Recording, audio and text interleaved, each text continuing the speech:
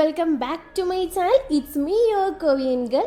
ഇതേത് ഞങ്ങളുടെ അവസാനത്തെ യാത്രാ പറച്ചിലിൻ്റെ ദിവസമാണ്. അതായത് ഇന്നാണ് ഞങ്ങൾ പോകുന്നത്. അങ്ങനെ ഇന്ത്യയിൽ നിന്ന് ഞങ്ങൾ KSAയിലോട്ട് മാറി താമസിക്കാനായിട്ട് പോവുകയാണ്. അപ്പോൾ ആ അവസാനത്തെ ദിവസത്തെ യാത്ര പറച്ചിലും ഞങ്ങളുടെ പുറപ്പെടലും ഒക്കെയാണ് ഈ വീഡിയോയിൽ ഉൾപ്പെടുത്തിയിട്ടുള്ളത്. ഇനിയുള്ള വീഡിയോസൊക്കെ സൗദിയിലുള്ള വീഡിയോസ് ആയിരിക്കും. നാട്ടിൽ വെച്ചെടുത്ത കുറച്ച് വീഡിയോസ് കൂടി വരാനുണ്ട്, അതുണ്ടാവും. അതല്ലാതെ ഇനി ഞങ്ങളുടെ അപ് ടു ഡേറ്റ് വിശേഷങ്ങൾ വരുന്നത് സൗദിയിലെ വിശേഷങ്ങളായിരിക്കും.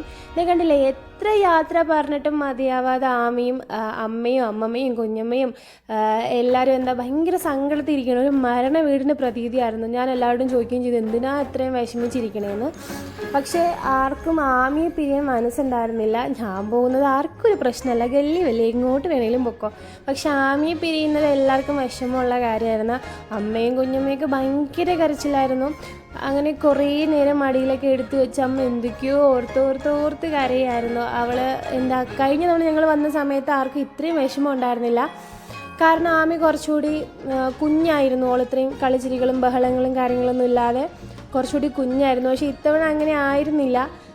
അവൾ ഫുൾ ടൈം ഓണായിരുന്നു. അപ്പോൾ അതുകൊണ്ട് തന്നെ അവളെ എല്ലാവരും നന്നായിട്ട് മിസ് ചെയ്യാതെ ഉറപ്പാണ്.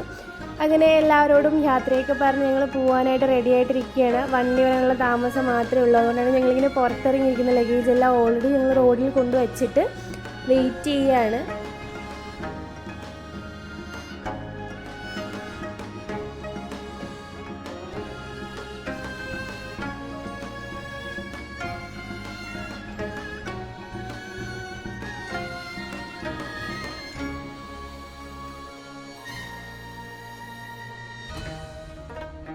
എല്ലാവരും കരച്ചിലായിരുന്നു. എന്തിനാ ഇത്രയും കരയണമെന്ന് വെച്ചാൽ അറിയില്ല. അവരെയും പറഞ്ഞിട്ട് കാര്യമില്ല. ആമി അത്രയ്ക്ക് മിസ് ചെയ്യും. എനിക്ക് തന്നെ ഞാൻ ഒരു ദിവസം എങ്ങോട്ടെങ്കിലും മാറി നിന്ന് കഴിഞ്ഞാൽ എവിടെയെങ്കിലും ഏതെങ്കിലും കുഞ്ഞുങ്ങളുടെ സൗണ്ട് കേട്ട് കഴിഞ്ഞാൽ മിസ് ചെയ്യാറുണ്ട് ആമിയെ. അത്രയ്ക്കും ബഹളമാണ് അവൾ. അങ്ങനെ ഞങ്ങൾ ഫൈനലി എല്ലാവരോടും യാത്ര പറഞ്ഞ് വണ്ടി വന്നു. അങ്ങനെ ഞങ്ങൾ റോഡിലെത്തി. ഇത് അവസാനം കേട്ട യാത്ര പറച്ചിലാണ്. അമ്മ നല്ല കരച്ചിലായിരുന്നു, ഒരു രക്ഷയില്ലാത്ത കരച്ചിലായിരുന്നു. അങ്ങനെ പിന്നെ ഞാൻ ആശ്വസിപ്പിച്ച് പോട്ടെ, ഇനിയിപ്പോൾ അടിമഴക്കം കൂടിയിട്ടൊന്നും പോകണ്ടല്ല എന്നൊക്കെ പറഞ്ഞിട്ട് ആശ്വസിപ്പിച്ചിട്ടൊക്കെയാണ് വന്നത്. കഴിഞ്ഞ തവണ ഞാൻ പോകുന്ന സമയത്ത് ഞാനും അമ്മയും തമ്മിൽ നല്ല വഴക്കായിരുന്നു. അതുകൊണ്ട് ആ സമയത്ത് ഞാനൊന്ന് യാത്ര പോലും പറയാണ്ടാണ് വന്നത്. പക്ഷേ ഇത്തവണ ഞാൻ അമ്മ നല്ല അറ്റാച്ച്മെൻ്റ് ആയിരുന്നത് കൊണ്ട് തന്നെ എനിക്ക് നല്ല വിഷമമുണ്ടായിരുന്നു. ഒരു 5 മിനിറ്റും കൂടി ഞാൻ അവിടെ നിന്നിട്ടുണ്ടെങ്കിൽ ഉറപ്പായിട്ടും കരഞ്ഞേനെ. അതുകൊണ്ട് പിന്നെ പെട്ടെന്ന് യാത്ര പറച്ചിലൊക്കെ അവസാനിപ്പിച്ചിട്ട് നേരെ ഒന്ന് ഞാൻ വണ്ടിയിൽ കയറി.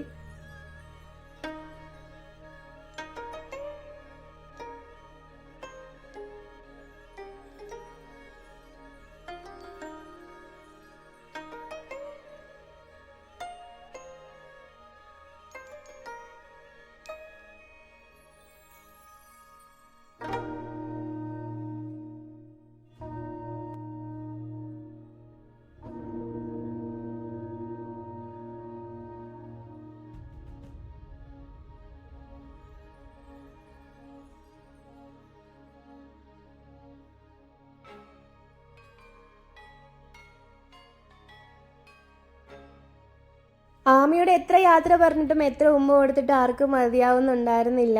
അങ്ങനെ ഞങ്ങൾ പോകാൻ നേരത്തെ എല്ലാവരും അവിടെ ഇറങ്ങി വന്ന് നിന്നു. എൻ്റെ അച്ഛനും ഹസ്ബൻഡിൻ്റെ അച്ഛനും മാത്രമാണ് നമ്മുടെ കൂടെ വന്നത്. കാരണം സ്പേസ് കുറവായിരുന്നു വണ്ടിയിൽ, അത്രയധികം ലഗേജ് ഉണ്ടായിരുന്നു. അപ്പോൾ അതുകൊണ്ട് സ്പേസ് എല്ലാവർക്കും കൂടി കൊച്ചി വരെ പോകണമെന്നുള്ള സ്പേസ് ഇല്ലായിരുന്നു. സോ ഞങ്ങൾ മാത്രമായിട്ട് അവിടെ നിന്ന് യാത്ര തുടങ്ങി.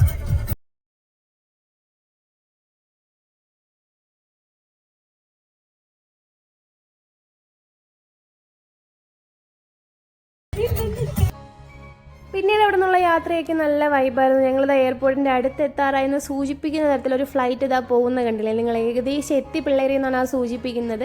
അങ്ങനെ ഒരു 5 മണിക്കൂറത്തെ യാത്രയ്ക്ക് ശേഷം ഞങ്ങൾ ഫൈനലി എയർപോർട്ടിലേക്ക് എൻ്റർ ആവുകയാണ്. തിരുവനന്തപുരം മുതൽ കൊച്ചി വരെയുള്ള യാത്ര അത്ര സിമ്പിളല്ല. പോരാത്തതിന് ഇപ്പോൾ കുറേയേറെ പ്രശ്നങ്ങളും ബ്ലോക്കുകളും ഒക്കെ ആയത് കാരണം ഞങ്ങൾ ഗൂഗിൾ മാപ്പിൻ്റെ സഹായത്തോടു കൂടി കുറേ ബൈ റോഡ് പിടിച്ചൊക്കെയാണ് വന്നത്. പക്ഷേ ഓൺ ടൈമിൽ തന്നെ ഞങ്ങൾ എത്തിയിട്ടുണ്ടായിരുന്നു. വേറെ യാത്രയ്ക്ക് പ്രശ്നങ്ങളൊന്നും ഇല്ലാതെ കറക്റ്റ് ടൈമിൽ തന്നെ ഞങ്ങൾ എയർപോർട്ടിലോട്ട് എത്തി.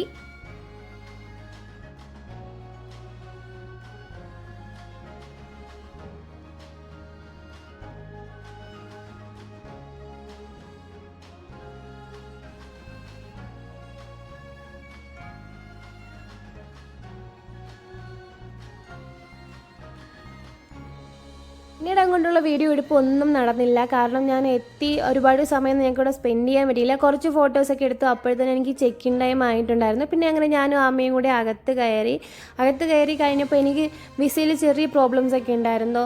അതെല്ലാം ക്ലിയർ ചെയ്ത് ഞാൻ അകത്ത് കയറി. ഞങ്ങൾക്ക് ഒരുപാട് സമയമൊന്നും വെയിറ്റ് ചെയ്യേണ്ടി വന്നിട്ടുണ്ടായിരുന്നില്ല. അടുത്ത അരമണിക്കൂറിനകത്ത് തന്നെ എല്ലാവരെയൊക്കെ ഒന്ന് വിളിച്ച് സേഫ് ആണെന്നൊക്കെ അറിയിച്ച് കഴിഞ്ഞപ്പോഴേക്കും തന്നെ ഞങ്ങൾക്ക് ഫ്ലൈറ്റിൽ കയറാനുള്ള ടൈമായി. അതുകൊണ്ട് അതുവരെയുള്ള വീഡിയോ എടുപ്പൊന്നും നടന്നില്ല. ഫ്ലൈറ്റിൽ കയറി കഴിഞ്ഞപ്പോൾ ആമിക്ക് അവരൊരു ഗിഫ്റ്റ് കൊണ്ട് കൊടുത്തു. കുറച്ച് കാർട്ടൂൺസും കാര്യങ്ങളൊക്കെയുള്ള ഒരു ബുക്ക് നോട്ട് കണക്കുള്ളൊരു സംഭവമൊക്കെ ആയിരുന്നു. അപ്പോൾ അതിൽ സ്ഥിരമായിട്ട് യാത്ര ചെയ്യുന്ന കുറച്ച് പേരൊക്കെ എൻ്റെ അപ്പുറം ഇപ്പുറം ഇരിപ്പുണ്ടായിരുന്നു. അപ്പോൾ അവർ പറയുന്നുണ്ടായിരുന്നു കഴിഞ്ഞ് തന്നത് ഇപ്പോൾ ഒരു ബോക്സിലിട്ട് തന്നു എന്നൊക്കെ. ഞങ്ങൾ ഫസ്റ്റ് ടൈമാണ് സൗദി എയർലൈൻസിൽ വരുന്നത്. പക്ഷേ ഫ്ലൈറ്റിനെ കുറിച്ച് പറയുകയാണെങ്കിൽ അടിപൊളി ഫ്ലൈറ്റാണ് കേട്ടോ. വലിയ ഫ്ലൈറ്റാണ്. ഒരേ സമയത്ത് ഒരുപാട് പേര്, എത്രയോ പേര് ട്രാവൽ ചെയ്യുന്നുണ്ട്. അതുപോലെ തന്നെ അവർ നമുക്ക് തരുന്ന ഫുഡ്, അതിൻ്റെ ക്വാണ്ടിറ്റി എല്ലാം നല്ല അടിപൊളിയായിരുന്നു കേട്ടോ. രക്ഷയില്ല. ഞാൻ കഴിഞ്ഞ തവണ വന്നത് ഇൻഡിഗോയിലാണ്. ഭയങ്കര മോശമായിരുന്നു, ഒരു രക്ഷയില്ലായിരുന്നു. പക്ഷേ ഇത് നൈസ് സംഭവമായിരുന്നു കേട്ടോ. അവർ നമുക്ക് ഒരു ബ്ലാങ്കറ്റ്സ് ഒക്കെ തരും. കാരണം അതിൽ പൊതുവെ മറ്റ് ഫ്ലൈറ്റ്സിനെ അപേക്ഷിച്ചിട്ട് നല്ല തണുപ്പാണ്. അപ്പോൾ അതുകൊണ്ട് നമുക്കൊരു ബ്ലാങ്കറ്റൊക്കെ തരും. എല്ലാവരും അത് മൂടിയിട്ടാണ് അതിലിരിക്കുന്നത്. ഈ ഫ്ലൈറ്റ് ടേക്ക് ഓഫ് ചെയ്യുന്ന സമയത്ത് ആമിക്കും എനിക്കും നല്ല ചെവിവേദന ഉണ്ടായിരുന്നു. അപ്പോൾ അതുകൊണ്ട് ആമയുടെ ചെവിയിൽ മറ്റേ സംഭവമൊക്കെ വെച്ചിട്ടാണ് ഞാൻ കൊണ്ടുവന്നത്. പിന്നെ ഞങ്ങൾ നല്ല ഉറക്കം ഉറങ്ങിയപ്പോഴൊക്കെ അവർ ഫുഡ് കൊണ്ടു തന്നു. നല്ല നൈസ് ഫുഡായിരുന്നു കേട്ടോ. അടിപൊളി ഫുഡായിരുന്നു. ഞാനും ആമയും ഫിഷ് ബിരിയാണിയൊക്കെ കഴിച്ചു. പിന്നെ ബണ്ണ്, ജ്യൂസ്, അങ്ങനെ ഐസ്ക്രീം, അങ്ങനെ തുടങ്ങി നല്ല അടിപൊളി ഫുഡായിരുന്നു. എനിക്ക് ആദ്യമായിട്ടാണ് ഫ്ലൈറ്റിൽ നിന്ന് ഇത്രയും നല്ലൊരു ഫുഡ് കിട്ടുന്നത്.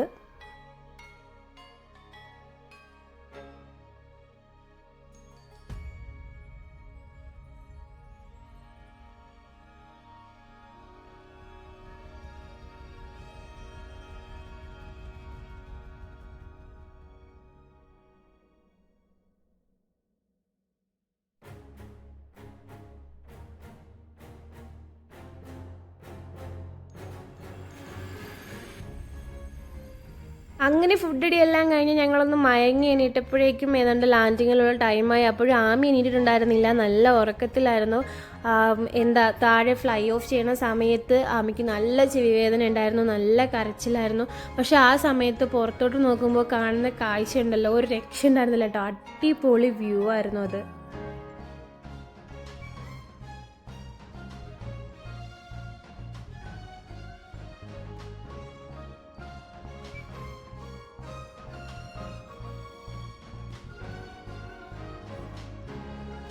യാത്രയിൽ ഉണർന്നിരിക്കുന്ന രാജ്യങ്ങളാണ് ഈ ഗൾഫ് രാജ്യങ്ങൾ എന്ന് പറയുന്നത്, പ്രത്യേകിച്ച് സൗദി അറേബ്യ. ഇവിടെ എല്ലാവരും പകൽ ഉറങ്ങിയിട്ട് രാത്രിയിലാണ് തോന്നുന്നു ജീവിക്കാറ്. രാത്രിയിൽ അത്രയും തിരക്കാണ് ഇവിടെ ഉള്ളത്. ആ ഒരു തിരക്ക് നമുക്ക് ഇങ്ങനെ നോക്കുമ്പോഴും അറിയാൻ പറ്റുന്നുണ്ട്. ഇതിൻ്റെ ഒരു ഭംഗി, ആ ഒരു റിയാദിൻ്റെ ഭംഗി സത്യം പറഞ്ഞാൽ ഇങ്ങനെ നോക്കിയാലേ നമുക്ക് അറിയാൻ പറ്റുള്ളൂ. നമ്മൾ താഴെ ഇറങ്ങി കണ്ണുകൊണ്ട് കാണുന്ന അത്ര ദൂരത്തിലല്ല അതിൻ്റെ ഭംഗിയുള്ളത്. ഇങ്ങനെ കാണുമ്പോഴാണ് ശരിക്കും റിയാദ് എന്താണെന്ന് നമുക്ക് മനസ്സിലാവണത്. അങ്ങനത്തെ നമ്മൾ താഴേക്ക് ഇറങ്ങാനായിട്ട് പോവുകയാണ്. ഞങ്ങളെ കാത്ത് ചേട്ടായി അവിടെ നിൽപ്പുണ്ട്. അപ്പോൾ താഴെ ഇറങ്ങണം, ലഗേജ് എടുക്കണം, ചേട്ടായിയെ കാണണം, ഇത് മാത്രമേ ഇപ്പോൾ മനസ്സിലുള്ളൂ. അപ്പോൾ നമുക്ക് റിയാദിൽ ഇറങ്ങിയിട്ട് കാണാം.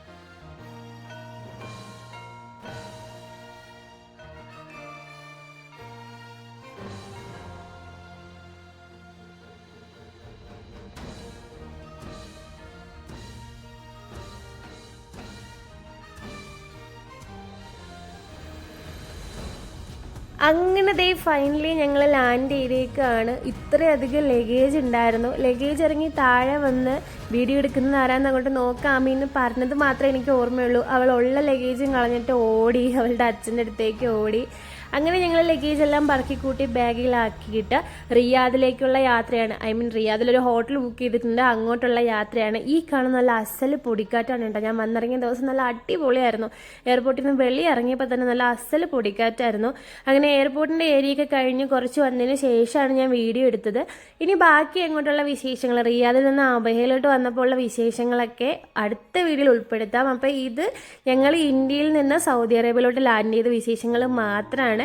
അപ്പോൾ എല്ലാവരും ചാനൽ സബ്സ്ക്രൈബ് ചെയ്യാനും ലൈക്ക് ചെയ്യാനും ഷെയർ ചെയ്യാനും മറക്കരുത്. പിന്നെ നിങ്ങളുടെ അഭിപ്രായങ്ങൾ അത് എന്ത് തന്നെ ആയാലും കമൻ്റായിട്ട് അറിയിക്കണം. എങ്കിൽ മാത്രമേ എനിക്കത് അടുത്ത വീഡിയോയിൽ അത് പരമാവധി അതുകൂടി ഉൾക്കൊള്ളിച്ചുകൊണ്ട് വീഡിയോയിൽ ചെയ്യാൻ പറ്റത്തുള്ളൂ. അപ്പോൾ എല്ലാവർക്കും താങ്ക് യു ഫോർ വാച്ചിങ്.